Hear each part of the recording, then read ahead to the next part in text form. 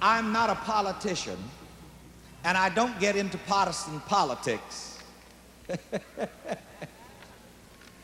But I have a very unusual politician here today who has been working with my success ideas.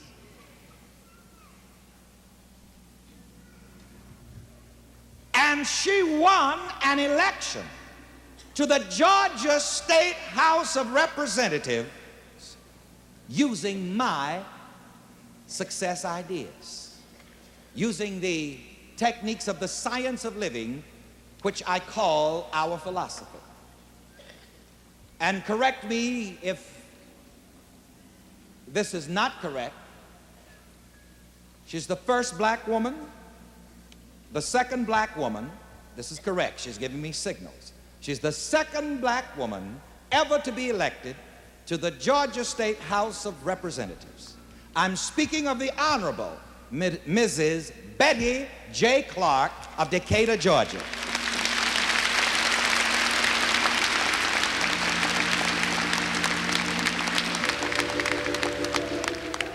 And you know, her husband is around here somewhere today working in the services, the Reverend Ted Clark of Atlanta, Georgia. Come on up here with this good-looking girl.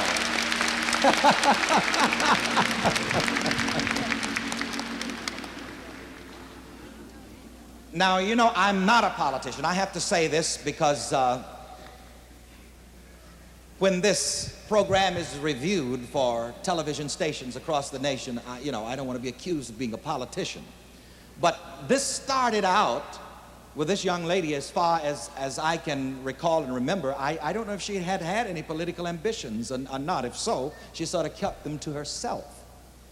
And she started writing to me and corresponding with me. And there's one thing that I do. I give people ambition. I give people ideas of being, doing, and having.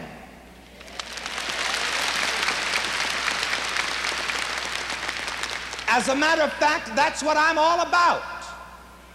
Giving people successful ideas. Giving people the idea that you can be, do, and have the good that you desire. And so Mrs. Clark here began writing to me several years ago. She began supporting this ministry and studying this philosophy, which I call the science of living. And bless your heart, she decided to run for political office.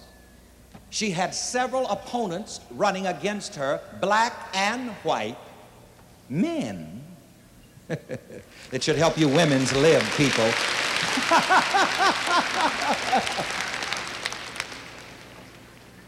But she won.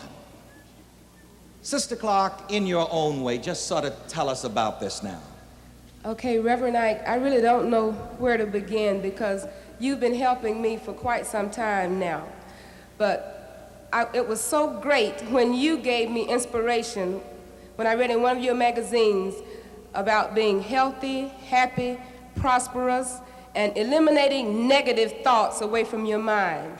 Once I accepted the fact that my being afraid to run for the Georgia legislature or the House of Representatives, once I moved that negative thought away from my mind, I succeeded. And from the beginning of my campaign, when I found out that Reverend Ike was definitely praying for me, to the end when I found out in the general election that I had no opposition, I felt a positive feeling from head to toe that I had the thing sewed up from top to bottom. Had no problems whatsoever. Thank you, Reverend Ike. Oh, this is so wonderful. I found out something more interesting about this that I didn't understand because, as I say, I'm not a politician. I vote.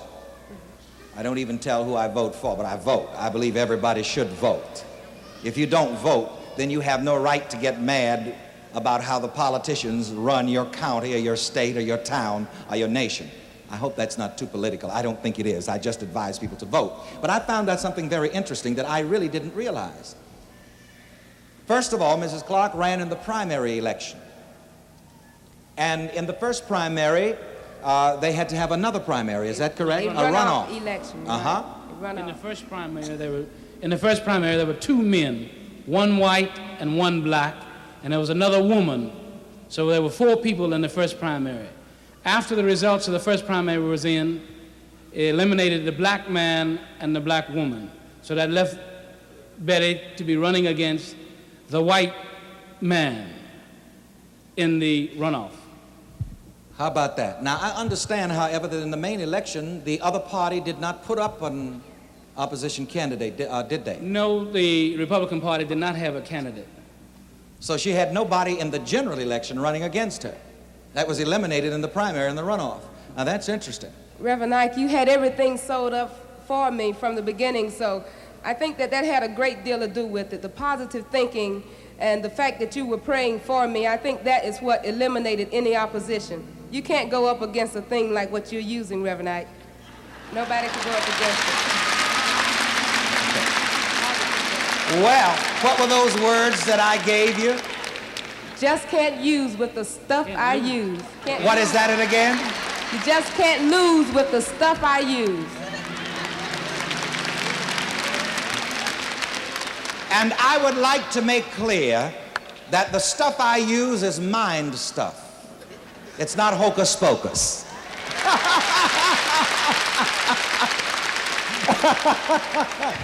The stuff I use is mind power. And I have Bible for that too, you know. The Bible says, as a man thinks in his heart, so is he. The Apostle Paul wrote to the Romans, be you transformed by the renewing of your mind. So Mrs. Clark got it in her mind that she was going to win. And even in politics, when she got the idea in her mind, she won. You want to say something else? Go ahead. I just want to tell everyone here in this beautiful audience that I was in Macon the last time Reverend Knight was here, and there was a lady who was from my neighborhood who said to me after the services, you don't look like Betty J. Clark. Well, I'm Betty J. Clark, and there are a lot of people that I see in the audience from Atlanta, Georgia, who can raise their hands and say, I know Betty J. Clark. Some of them are constituents from your district. All of you who know Betty J. Clark, wave your hands. How about that? Well, they're going to know Betty J. Clark all over Georgia now because you're going to the legislature. Isn't that beautiful? God bless you. And my prayers go with you that you will serve the people of your district. What district of political district or whatever is that? It's the 55th House District in DeKalb County. God bless you, and my prayers go with you so that you can serve the people of your district well, and I know that you will. God bless you, Reverend Clark. Take good care of this good-looking girl now. While you're standing,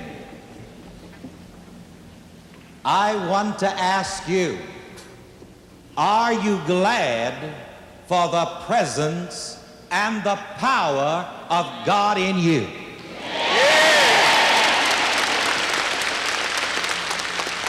If you are glad, if you are happy for the presence and the power of God in you, clap your hands and shout, yeah.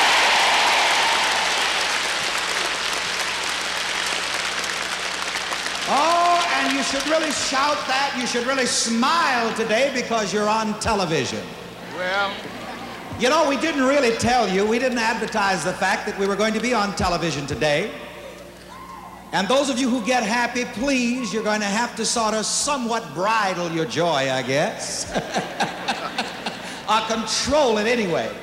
I just felt like a meeting like this should be on television, and so I had them bring in the equipment. Don't you think it's wonderful?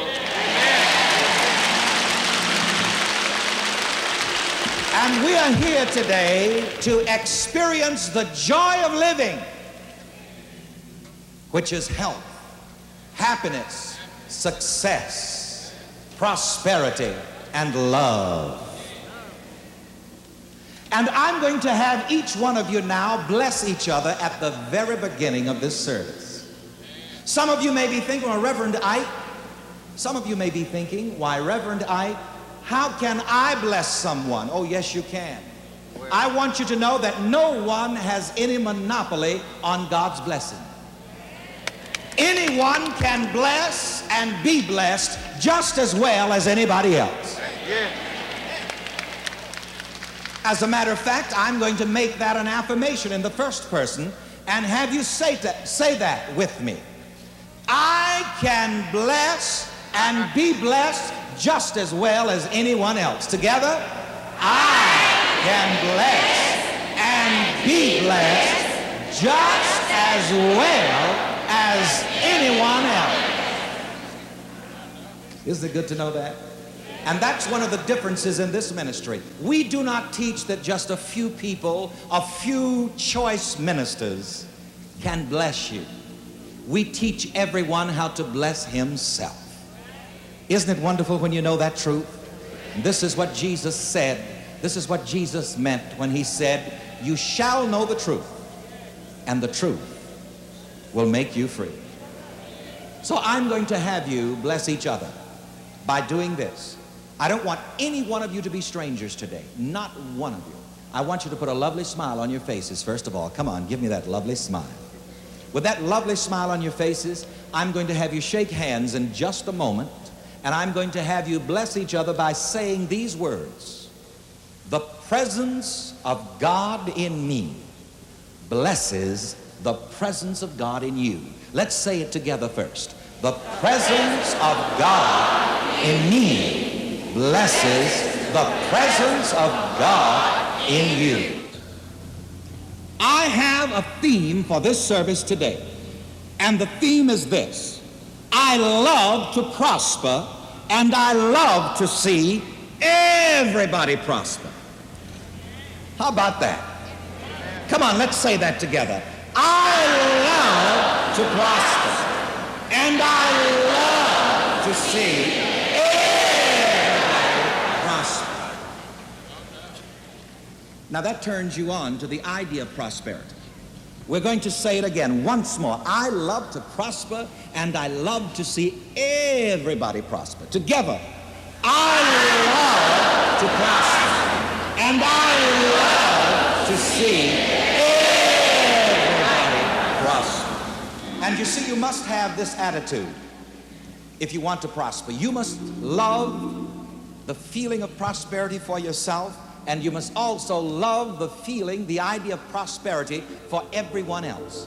You can't want one good thing for yourself and want something that is not good for someone else and think that that will work. It will not work well at all. You must have love in your heart for everybody.